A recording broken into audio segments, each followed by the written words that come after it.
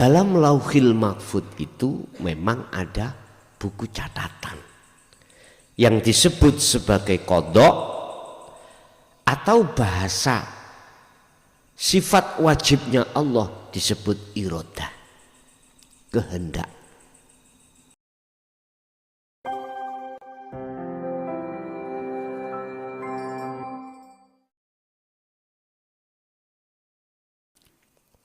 Sebelum kita bahas tentang buku catatan yang kita kenal di hukum syariat disebut qadha, kita mengenal terlebih dahulu apa sih Lauhil Mahfud. Lauhil Mahfud itu adalah mentok lah suaranya. Lauhil Mahfud itu adalah satu tempat, satu ngalam di mana terjaga kefitraan dari berbagai makhluk yang ingin mengetahui. Aman, diamankan Allah. Itu tempatnya di mana? Apakah di pikiran? Apakah di hati? Ini kalau saya tarik dari sisi hakikat adalah di hati. Jikalau saya katakan di pikiran, belum tentu pikiran itu murni, artinya bersih. Justru pikiran kita itu, akal itu seringkali dijadikan sebagai lintasan nafsu untuk menipu terhadap ruhaniyah kita. Nafsu ngomong, kal waran kasih tahu roh yang jebolkan tanggul adalah air. Sebab kalau tidak ada air, nggak logis, nggak akan jebol. Akal ngomong sukmo iki, oh iya bener. Nek gak ono banyu banjir gak mungkin jebol. Akal ngomong rasio.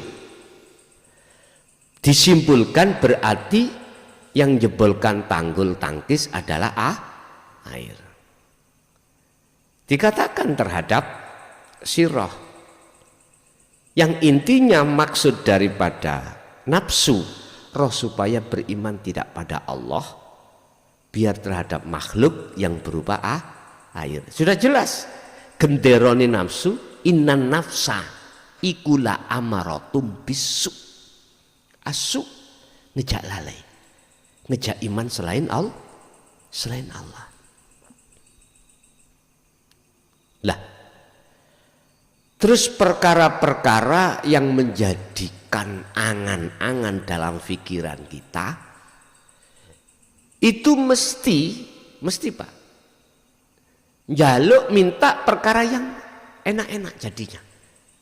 Tujuan harus hasil. Apapun bentuknya kehendak dipaksakan diri untuk berhasil. Yang diangan-angan dalam akal ini, nggak mungkin akal ini, akal yang kumaksud itu yang masih fungsinya nafsu, yang belum jinak loh Pak, liar. Mesti akal itu dibuat untuk sinau ilmu tentang selain Allah. Ini berarti akal belum jinak. Akal kalau belum jinak, nafsu pun tidak jinak.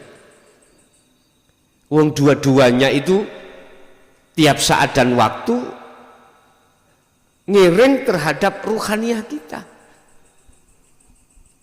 Ini berarti di luar alam batas dunia loh Pak ya. Nah, kemudian sesuai dengan apa yang ditanyakan terkait masalah buku catatan. buku catatan benarkah yang diangan-angan akal itu? Bapak Ibu, saya katakan benar dan salah. Saya katakan salah manakala akal dan nafsu itu belum dikatakan akal dan nafsu yang jinak. Saya katakan benar jikalau akal dan nafsu itu sudah sebagai kendaraan yang jinak. Di dalam Lauhil Mahfudz itu memang ada buku catatan yang disebut sebagai qadha atau bahasa sifat wajibnya Allah disebut iradah, kehendak. Kehendak itu yang adanya kehendak itu dalam hati, bukan dalam akal sebetulnya. Cuman kadang-kadang kehendak itu akan menjadi satu takdir yang tidak sesuai dengan apa yang diharapkan oleh akal. Akal kan mintanya hasil, enak lah gitu toh. Bapak Ibu, iki biasanya ketika kehendak itu muncul, akal dengan nafsu itu nggak diam. Bagaimana caranya ruhaniyah itu terjebak di dalam gubangan apa yang sudah disiapkan oleh nafsu. Berhubung akal ini belum jinak, maka akal ini bisa dikatakan sebagai kongsinya nafsu. Ini akhirnya apa? Lewat apa yang digagas, dimusyawarahkan akal, maka akal ini mengatakan kepada ruhaniyah, piye sekirane karep iku mau, ruh itu tidak melakukan tajalli pada Allah.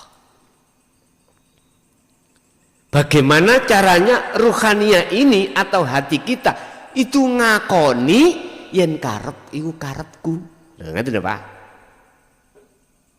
Ku hamba lho maksudnya. Mesti nafsu itu mengajak, mengarahkan terhadap ruh itu seperti itu. Ini kalau ruhaniyah tidak dibekali dengan senjata untuk melawan nafsu, ya jelas tiap saat dan waktu kita itu mengikuti apa kepentingan hawa nafsu. Bagaimana mungkin kau akan tahu musuhmu yang sebenarnya? Lah kau alat untuk mendeteksi terhadap musuhmu kau tolak. Bagaimana kau bisa untuk mendapatkan senjata? Alat untuk memproduksi senjata itu kau tolak. Itulah dinul haq, Pak.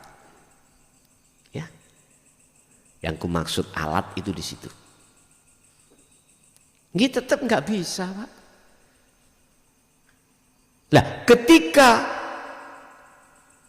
takdirnya itu tidak sesuai dengan musyawarahnya akal, yang terjadi terhadap hati kita apa? Kecewa. Pasti Pak itu. Pasti kecewa. Karena ruhaniyah dalam, mohon maaf ini proses loh Pak ya, dalam penguasaan kenafsuan tadi.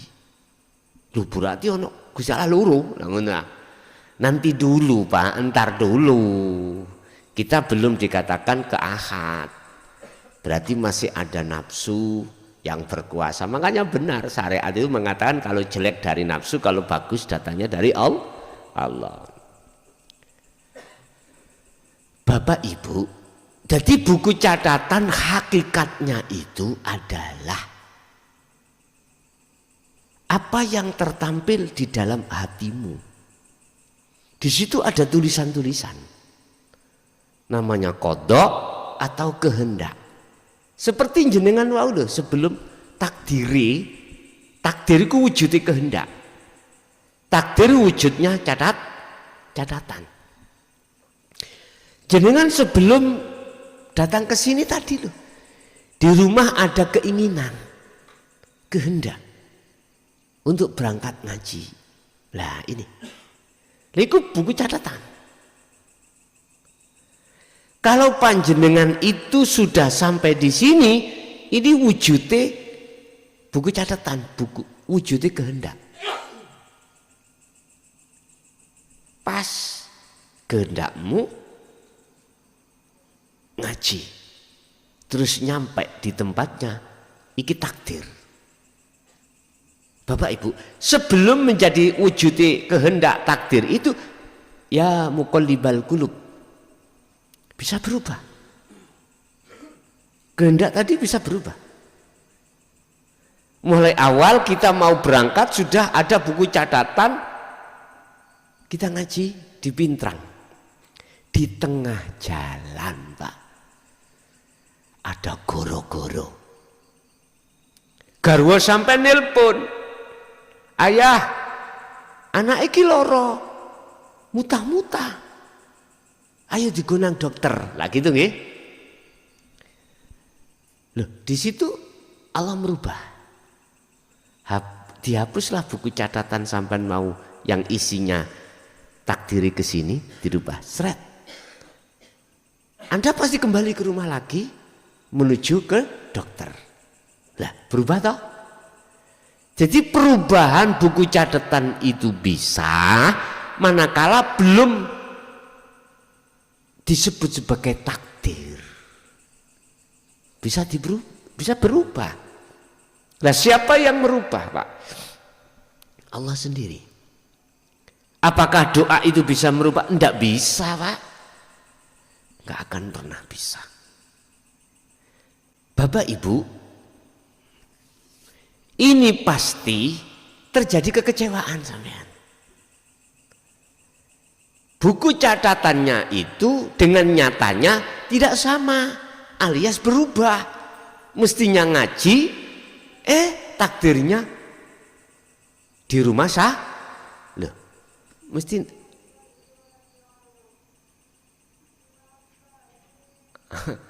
kok gelek-gelek ngene sih kula nih. Nek bahas balik nang Allah iku gelek-gelek ditambah ya wis gak apa-apa, muga-muga husnul khotimah ngono. Ini mesti kita kecewa, Pak. Kadang-kadang tidak hanya kecewa, kita akan amarah dan lain sebagainya. Bapak Ibu, jikalau betul-betul ruhaniyahmu itu sudah menjinakkan nafsu dan akal, mesti nggak akan marah. Karena kau bersandar wa aslimulahu, bersandar imanmu itu hanya Allah. Walaupun berubah, Anda sadar siapa yang merubah. Mana keterkaitan dengan doa? Tidak bisa, Pak. Jadi doa itu tidak ada hubungannya dengan perubahan itu. Perubahan takdir. Perubahan irodah, bukan perubahan takdir, perubahan irodah atau tulisan.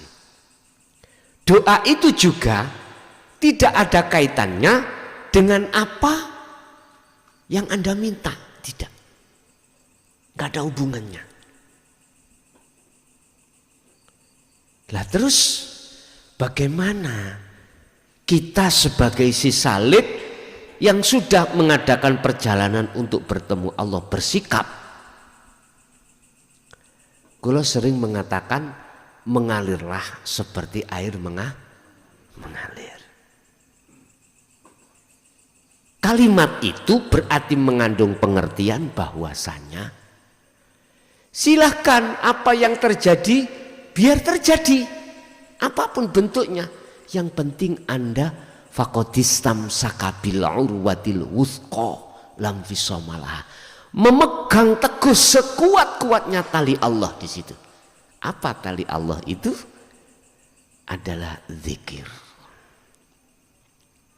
Zikir yang kumaksud sadar diri, apapun yang terjadi semata-mata karena Allah. Ini mudah bagi Anda yang sudah punya senjata itu, akhirnya menjinakkan nafsu itu. Akhirnya nafsu tidak akan bisa untuk mengontrol jenengan.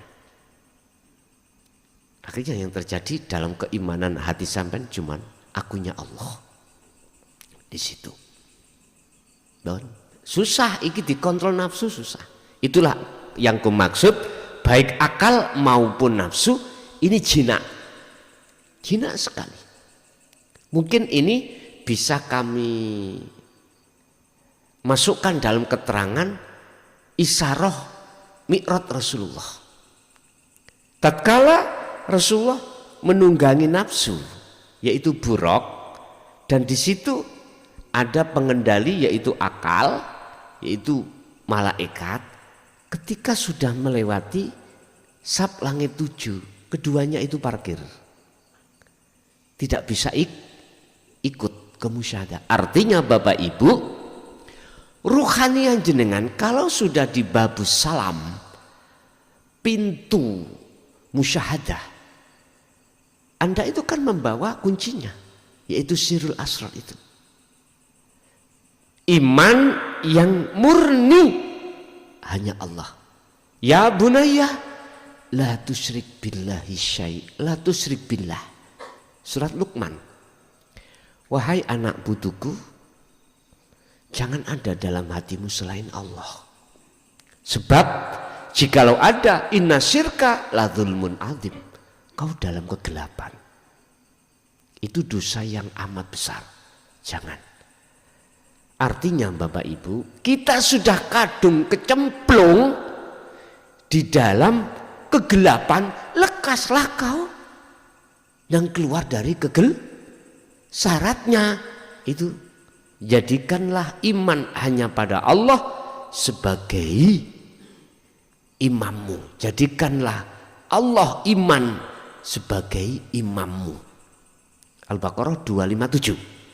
Allahu waliyul ladina amanu yukhrijuhum minadz-dzulumati ilan nur. Jikalau kau betul-betul mau menjadikan Allah sebagai penolongmu, artinya iman hanya pada Allah itu, maka Anda akan dikeluarkan dari zona gelap menuju zona terang beneran.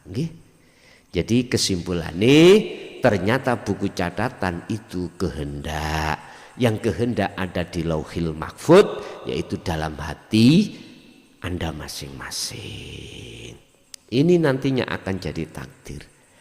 Ini hanya bisa diketahui oleh Allah saja.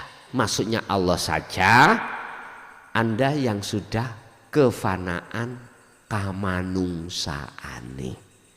Anda yang sudah kefanaan selain Allah baru tahu di situ. Nggih.